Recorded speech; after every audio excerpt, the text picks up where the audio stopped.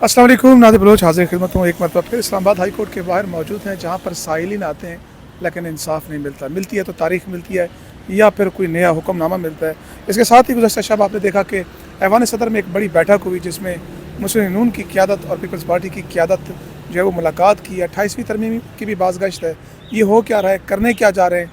और तब्दीली की भी बात आ रही है। एक मरतबा फिर खालिद जमील साहब सीनियर सहाफ़ी हमारे साथ मौजूद हैं। सर, कैसे देख रहे हैं? सबसे पहले तो बात कर लेते हैं ऐवान सदर की। जो शुरका थे, जो अफराद थे, उनको मद्देनज़र रखते हुए आप क्या रीडिंग कर रहे हैं?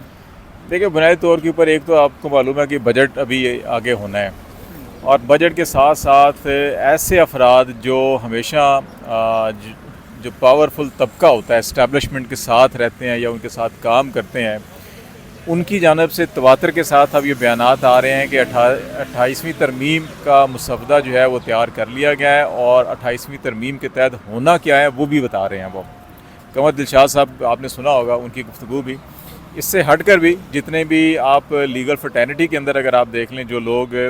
प्रो स्टैब्लिशमेंट तस्वर किए जाते हैं, उनके साथ आप बैठेंगे तो वो भी आपको जो स्टैब्लिशमेंट का माइंड है वो बताएंगे कि वो क्या सोच रहे हैं। अच्छा, इन दोनों चीज़ों को आप मद्देनज़र रखें तो फिर आपको समझ में आ जाएगा कि इस मीटिंग के अंदर अगर हुकूमत की साइड पे देखें, शहबाज शरीफ साहब के साथ तो इसहाक डार साहब हैं। वो सियासी अमूर के अंदर भी बहुत इन है नून लीग के हवाले से, खारजा अमूर के हवाले से भी, और फाइनेंस के हवाले से भी उनका जो बैकग्राउंड है सारा का सारा, उसको आप ज़हन में रखें। तारड़ साहब जो है कि वो वजारत कानून और कानूनी महाज के ऊपर उन्होंने अगला मोर्चा संभाला हुआ है। आप अदालतों से लेके आईनी तरमीम और कानूनी तरमीम जितनी भी चीज़ें सारी वो उनके हाथ में है। स्पीकर जो है कि वो पार्लिमान के अंदर आपने क्या प्लानिंग करनी है,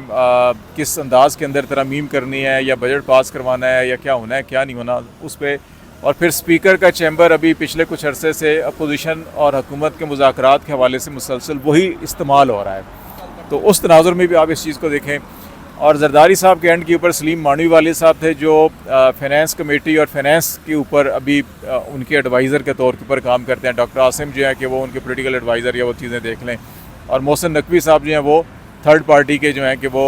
नुमाइंदे हैं। थर्ड या असल? तो उस तनाजुर के अंदर आप चीज़ों को देखें तो फिर आपको ये पता चलता है कि इस वक्त जो ये एक सोच पाई जा रही है कि एक तो बजट से पहले आपको 18वीं तरमीम जो है कि उसको आपको रोल बैक करना चाहिए, कि आपके जो फाइनेंसेस और जो आपके NFC अवार्ड के मामलात हैं, वफाक ये समझता है कि हमारे खराजात पूरे नहीं हो रहे, सूबों के पास ज़्यादा बजट चला गया और वो वापस लिया जाए, तालीम और सेहत का शोबा भी वापस लिया जाए। तो उस तनाजुर में एक तो चीज़ें ये सामने रखें। दूसरा, 28वीं तरमीम और 28वीं तरमीम के नतीजे में जो सदर का मनसब है, और अगेन वो जो बात की जा रही है कि जनाब बावर्दी सदर जो मुशर्रफ साहब को जैसे यहाँ पे बिठाने की कोशिश की गई और फिर उनको बिठाया भी गया, यहाँ पे एमरजेंसी प्लस लगाई गई थी उस वक़्त। तो अभी जो है कि आइनी तरीक़ा कार तो बेशक इख्तियार ना किया जाए, लेकिन एमरजेंसी पाकिस्तान के अंदर दहशतगर्दी, अमन व अमान, माशी एमरजेंसी और इन सारे मामलात को आप एमरजेंसी के तनाजुर में ला के, तो फॉर टाइम बीइंग आपने ऑलरेडी जो इम्यूनिटी थी, जो तरीक़ाकार था इम्पीचमेंट का या बरतरफरी या आर्मी चीफ का या CDF का जो है कि वो तो आपने सदर पाकिस्तान का ही रख दिया है। तो वो क्यों ना इनको आर्जी तौर के ऊपर सदर पाकिस्तान का ता वक्त है कि जब तक नए सदर का इलेक्शन नहीं होता, इमरजेंसी इलेक्शन नहीं होगा। जैसे पंजाब में KP में इलेक्शन नहीं हुए, जैसे चीफ इलेक्शन कमिश्नर की तकर्री नहीं हो रही कि नए तक ये काम करते रहें, इसी तरह से आपको कई और जगह पे ऐसे ही FBR का चेयरमैन नई तकर्री तक काम करते रहें। ठीक है, आपको और कई चीफ जो है कि मिलेंगे कि नई तकर्री तक काम एक्सटेंशन, और यहाँ पे काफ़ी लोग मिलेंगे आपको। तो वो उस किस्म का जो है कि जो सोच पाई जा रही है, उस सोच के तनाजुर में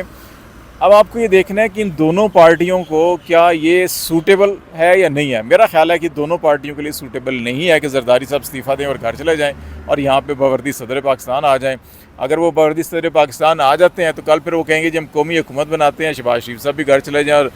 मोहसिन नकवी साहब प्राइम मिनिस्टर आ जाएँ। अच्छा, फिर उसके बाद आपको चाहे पीपल्स पार्टी है, नून लीग है या PTI के अंदर मरवा साहब का धड़ा या इस किस्म के धड़े भी बैठे होंगे जनाब राजा रियाज टाइप के, कि ठीक है जी हम कौमी मफाद के लिए, कौमी मकासद के लिए इकट्ठे हो सकते हैं और जनाब एक प्लेटफॉर्म पे बैठ के मुल्क को आगे ले जाने के लिए कोशिश की जाए। तो ये जो खिचड़ी पक रही है उस सारे हालात के तनाजुर में आप देखें तो मेरा ख्याल है कि ये जो मुशावरती अमल है, ये सिर्फ वो जो प्रेस रिलीज़ जारी किया है उस हद तक नहीं है, उसके पीछे ये सारे अवामिल कहीं ना कहीं ये मैटर करते हैं इन मामलात के अंदर। क्या आपको लगता है 26वीं 27वीं तरमीम मंजूर कराने वाले अब इतनी ताकत है कि वो इस सिलसिले को रोक सकें, जबकि वो पहले ही हमने देखा कि अपने पाँव कटा चुके हैं, हाथ कटा चुके हैं। देखें इस वक्त तो अगर पीपल्स पार्टी या कोई एक पार्टी इस वक्त स्टैंड अगर ले लेती है, और इसमें बज़ाहिर पीपल्स पार्टी का इसलिए कि वो सिंध सूबा उनके पास है और सिंध कार्ड उनके पास है, वो NFC के इशूज़ के ऊपर या बाकी मामलात के ऊपर जो सूबाई मामलात हैं उसके ऊपर स्टैंड लेते हैं। इसी तनाजुर में अगर फैसल करीम कुंडी और असद कैसर वगैरह की जो मुलाकात हुई, आप उसको भी इसी तनाजुर में अगर देखें तो यहाँ पे दुख साझे हैं PTI का और पीपल्स पार्टी का कि KP के फंड और KP के मसाइल भी तो यही है ना जो सिंध के कल पेश आएंगे अगर ये होता है मसला है। पीपल्स पार्टी ने जिस अंदाज में अपने सिस्टम चीज़ों पे असूलों पे समझौता किया और जिस अंदाज में 3 साल में देखें जो 26वीं या 27वीं तरमीम थी उसमें उन्होंने अपने इक़्तिदार को अपने जो मकासद थे आइनी अदालत के या वो जो नारे थे कि चार्टर ऑफ डेमोक्रेसी है, जिस तरह कहीं आप उसको लूले लंगड़े मामलात कह लें, वो कहीं ना कहीं आपको नज़र आते थे। ये जो मामलात हैं ये तो 18वीं तरमीम थी, ये तो मुत्तफ़िका तरमीम थी और मुत्तफ़िका ऐसी पार्लिमान की थी जिसके ऊपर सारों का एतबार था। ऐसी पार्लिमान नहीं थी जिसके अंदर अगवा बराए तरमीम हो रही हो, अगवा बराए कानून साजी हो रही हो, अगवा बराए वोट हो रहा हो। ये तो पार्लिमान जो है ये तो खुद बजाते खुद अगवा शुदा पार्लिमान है, जहाँ का रिज़ल्ट को अगवा किया गया, वहाँ पे गवर्नमेंट इंस्टॉल की गई और फिर नंबर पूरा नहीं है, फिर आप आइनी वो जो बेंच बनाते हैं और उसके ज़रिए से जिस किस्म की आपने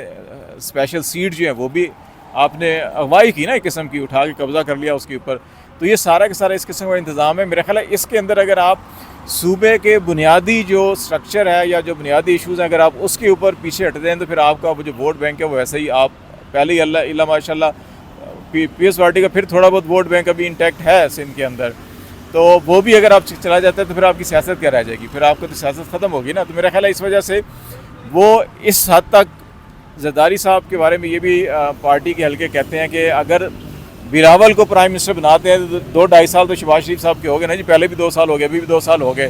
तो अगर आपने 4 साल कर लिए हैं तो अभी अगले जो है कि आप पीछे हट जाएँ तो 2 साल हमें भी दे दें, फिर तो हमारा बच्चा भी प्राइम मिनिस्टर बन जाए और आप जो है कि आप हमारे दादी बन जाए, जैसे हम आपके दादी थे, हम एग्जेक्टिव पोस्ट ले लेते हैं, आप कॉन्स्टिट्यूशनल पोस्ट ले लें तो आप वटा सटा कर लेते हैं ना। तो ये ख्वाहिश भी उस पार्टी के अंदर भी मौजूद है। तो इस तनाजुर के अंदर देखें तो फिर इन पार्टियों में एक सोच ये तो मौजूद है ना कि अगर आपने पहले तो अपनी दाढ़ी हर चीज़ जैसे आप कह रहे हैं कि काट के आपने हाथ में दे दी किसी के, अब आप ये है कि जो थोड़ी बहुत बची कुछ इज़्ज़त है या आपका कहीं तहमद या कोई कुर्ता रह गया बाकी, अगर आपने वो भी उतार के किसी के हाथ में देना है तो बाकी बचेगा क्या आपके पास। तो इस वक्त ये पार्टियाँ ये भी सोच रही हैं कि अच्छा ये सारा कुछ भी हमने करके दे दिया तो फिर हमारे पास क्या बचेगा, हमारा तो अपना मुस्तकबिल ख़तरे में पड़ जाएगा। फिर इन 1.5-2 महीने में PTI की खामोशी या बयानात, और अभी मैंने सलमान अकरम राय से भी सवाल किया कि इमरान खान की एक स्टेटमेंट जो है वो मारते हक से मुतालिक क्या सुप्रीम जेल से बयान लिया था, आपकी तो मुलाकातें हो ही नहीं रही, तो कहीं दाना डाला जा रहा है क्या? मेरा ख्याल है कि ये बयान जो है ना कि ये बयान जो माजी में इमरान खान बयान देते रहे हैं ना कि वह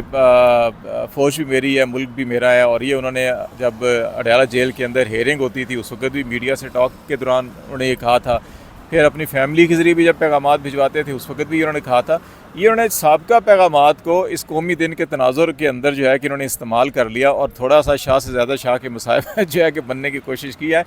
इसमें PTI के अंदर भी तो एक घुसपैठिया ग्रुप है ना, तो वो भी जो है कि कोई मौका ऐसा हाथ ही नहीं जाने देता कि हम भी साहब के जूते पॉलिश करने में पीछे न रह जाएं कहीं। तो मेरा ख्याल है कि ये वो ग्रुप है जिसने ये सारा कुछ करवाया है। लेकिन PTI को ये समझना होगा कि जो पाकिस्तान की 70 साल तारीख़ है उसमें इनको अगर आपको इंसाफ नहीं मिल रहा, अगर आपके मुकदमात की समाअत ही नहीं हो रही, तारीख़ पे तारीख़ आपको तारीख़ लेने के लिए जो है कि कई तारीखें जो है भुगतना पड़ती हैं, कई दरखास्तें देना पड़ती हैं, तो ऐसे हालात में वादे वईद और वादों के ऊपर एतबार जो है कि वो तो मेरा ख्याल है कि अब मैंने पंजाबी का अगर मुहावरा दोबारा सुना दिया तो एक केस दोबारा हो जाएगा, पहले भी एक मुहावरे पे केस हुआ था मेरे ऊपर। चले मैं भी मुतासरीन में आप भी हैं तो हम ज़्यादा नहीं करेंगे इस पर। आज ईमान मज़ारी की वजह से सुप्रीम कोर्ट की एक इंस्ट्रक्शन हाई कोर्ट को कि 2 हफ्तों में डिसाइड करें,